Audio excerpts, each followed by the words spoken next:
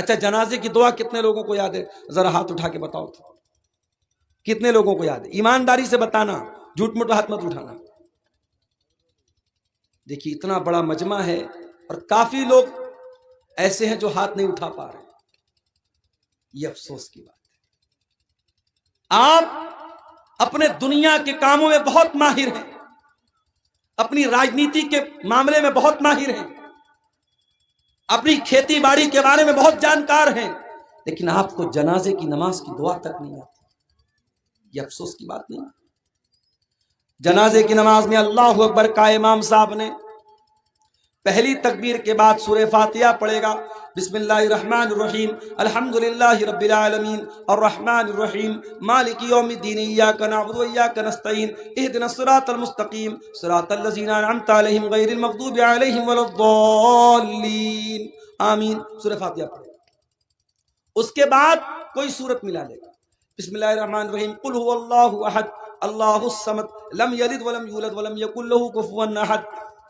اس کے بعد امام کہے گا اللہ اکبر۔ اس میں رفع یدین کر بھی سکتے نہیں بھی کر سکتے، دونوں طریقہ جائز۔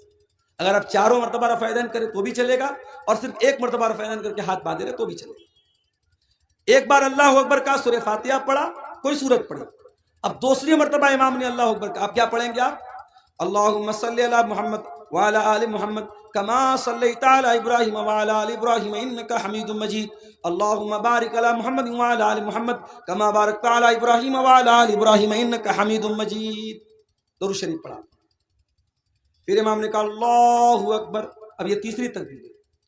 اب اس میں آپ جنازے کی دعا کریں۔ جنازے کی کئی دعائیں ہیں، چھوٹی چھوٹی دعا بھی ہے، تھوڑی لمبی دعا بھی ہے۔ ایک دعا جو بہت مشہور ہے، شاید جن کو یاد ہے یہ والی دعا یاد ہوگی، اللہم اغفر لحینا ومیتنا وشاہدنا وغائبنا وصغیرنا وکبیرنا وذکرنا وانثانا اللہم من احییتہ منا فاحیہی علی الاسلام ومن توفیتہ منا فتوفہ علی الایمان اللہم لا تحرمنا اجرہ ولا تفتنا بعدہ۔ یہ دعا ہے، اتنی تو کم سے کم آپ کو یاد ہونی چاہیے۔ اس دعا کا مطلب کیا ہے؟ اللہم اغفر لحینا، اے اللہ ہمارے زندوں کو بخش دے، ومیتنا ہمارے مردوں کو بخش دے، اللہم اغفر لحینا ومیتنا وشاہدنا وغائبنا، جو موجود ہیں ان کو بھی بخش دے، جو موجود نہیں ہیں ان کو بھی بخش دے، اے اللہ ہمارے مردوں کو بھی بخش دے، ہماری عورتوں کو بھی بخش دے، ہمارے بچوں کو بھی بخش دے، ہمارے زندوں کو بھی بخش دے، ہمارے مردوں کو بھی بخش دے۔ سارے لوگوں کی بخشش کی دعا کرتے ہیں آپ جنازے کی۔ اس کے بعد آپ کیا کہتے ہیں؟ اللہم من احییتہ منا فاحیہی علی الاسلام، اے اللہ تو جسے زندہ رکھے اسے اسلام پر زندہ رکھے، ومن توفیتہ منا، اور جسے تو موت دے دے فتوفہ علی الایمان، اے اللہ تو اسے ایمان پر موت دے۔ اللہم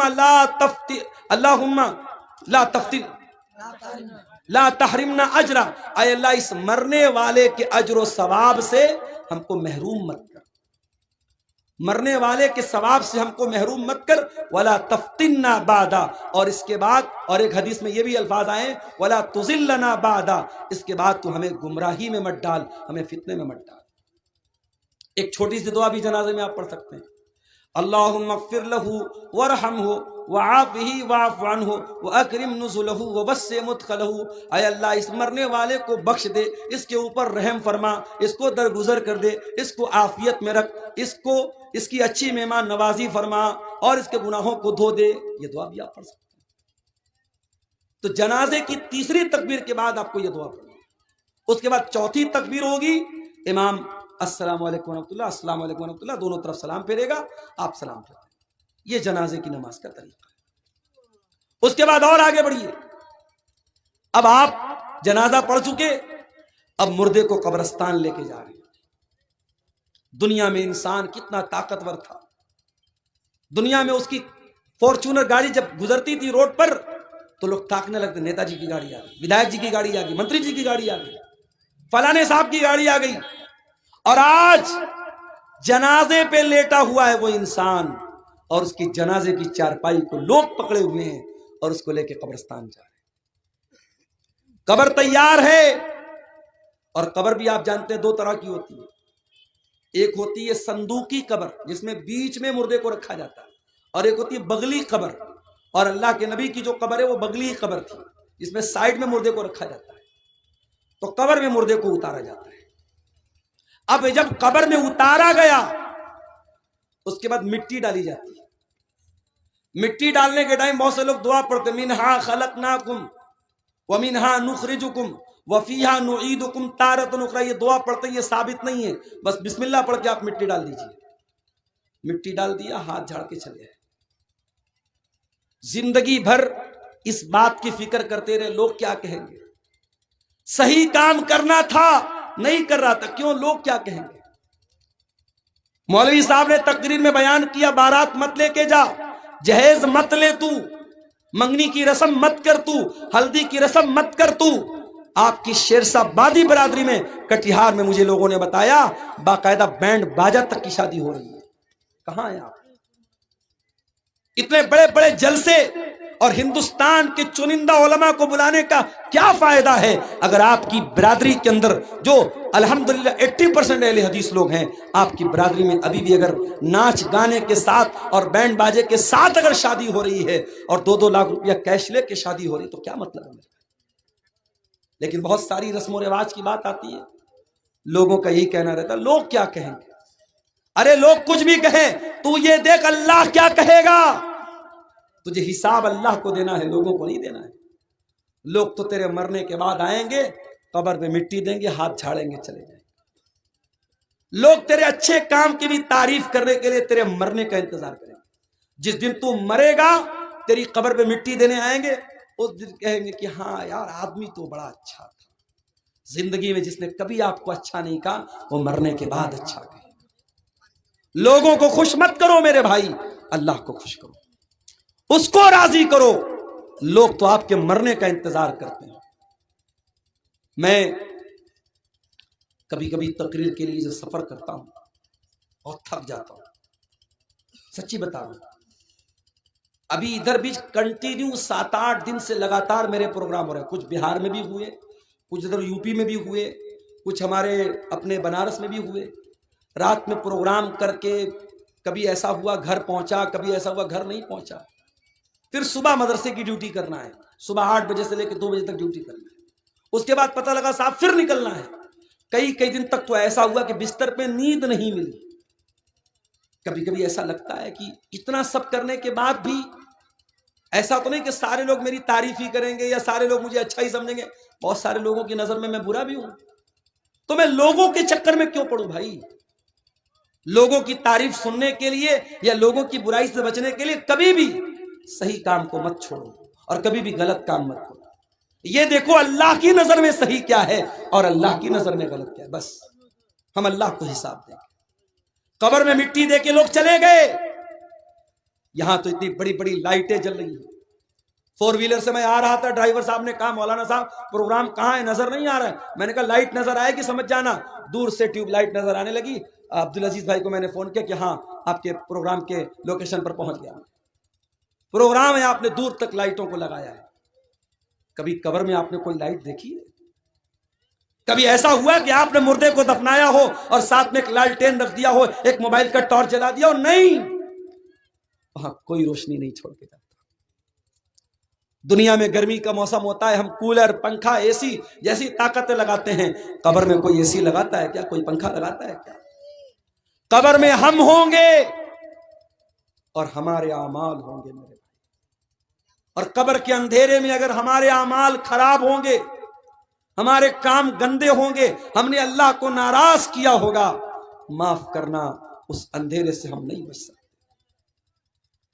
قبر میں جو زہریلے جانور ہوں گے، جو جہنم کی کھڑکی کھلے گی، جو جہنم کا بستر بچھایا جائے گا، جو جہنم کی گرم ہوائیں ملیں گی، ان سے اگر ہمیں بچنا ہے اور جنت کی ٹھنڈی ہواؤں کو پانا ہے تو ہمیں دنیا والوں کو خوش نہیں کرنا، اللہ کو خوش کرنا ہے، اللہ کو خوش کرنا ہے۔ ابو داؤد کے الفاظ ہیں، ایک انصاری صحابی کا جنازہ تھا، جنازے کو قبر میں اتارا جا رہا تھا۔ اللہ کے پیارے نبی وہیں جنازے کے پاس بیٹھے ہوئے تھے، آپ کے صحابہ بھی آپ کے آس پاس بیٹھے ہوئے تھے۔ آپ نے قبر کو دیکھا، آپ نے جنازے کو دیکھا، آپ نے منظر کو یاد کیا جو قبر میں ہونے والا ہے. جب قبر میں ہونے والے منظر کو آپ نے یاد کیا، حدیث کے الفاظ ہیں فبکن نبی، اللہ کے نبی رونے لگے، اتنا روئے حتی بل الثری، آپ کے آنسوؤں سے وہاں کی زمین بھیگ گئی، وہاں کی مٹی بھیگ گئی، آپ کے آنسوؤں سے وہاں کی زمین تر ہو گئی. اور آپ نے قبر کی طرف اشارہ کر کے فرمایا لمثل ھذا فاعدوا یا اخوانی، اے میرے صحابہ اس قبر کی تیاری کرو، اس قبر میں تم سب کو جانا ہے، ہم سب کو جانا ہے. او میرے پیارے بھائیوں، جب مردوں کو دفنانے جایا کرو تو سوچا کرو کہ وہ دن ہمارے اوپر بھی آنے والا ہے. مرنے کے بعد اب قبر میں ہم پہنچ گئے. اب قبر میں جب پہنچ گئے، اب قیامت تک ہم قبر میں رہیں گے. اب یہ مرنے کے بعد اور قیامت تک کے بیچ کا جو پیریڈ ہے اس کو برزخ کہا جاتا ہے. برزخ کا مطلب کیا ہوتا ہے؟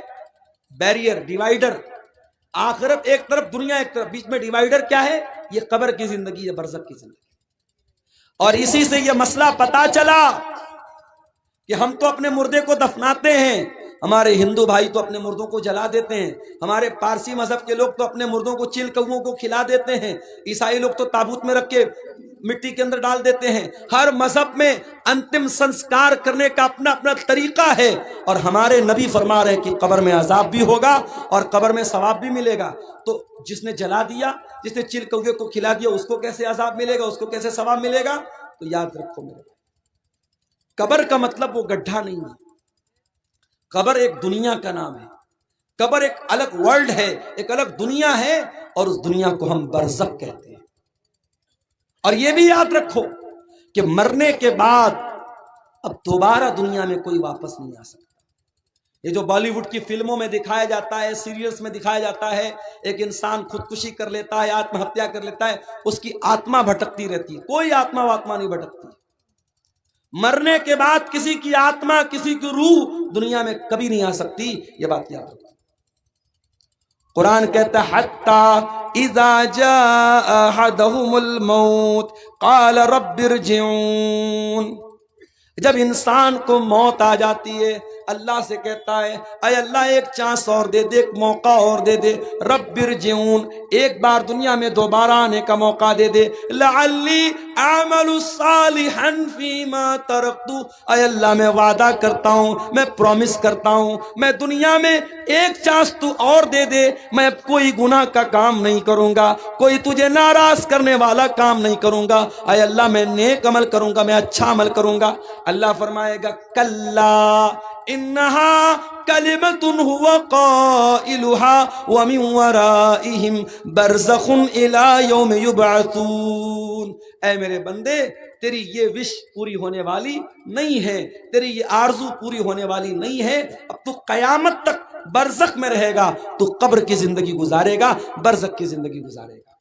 تو میرے عزیزوں، جس طریقے سے دنیا کی زندگی کے لیے محنت کرتے ہو، ویسے برزخ کی زندگی اور قبر کی زندگی کے لیے بھی محنت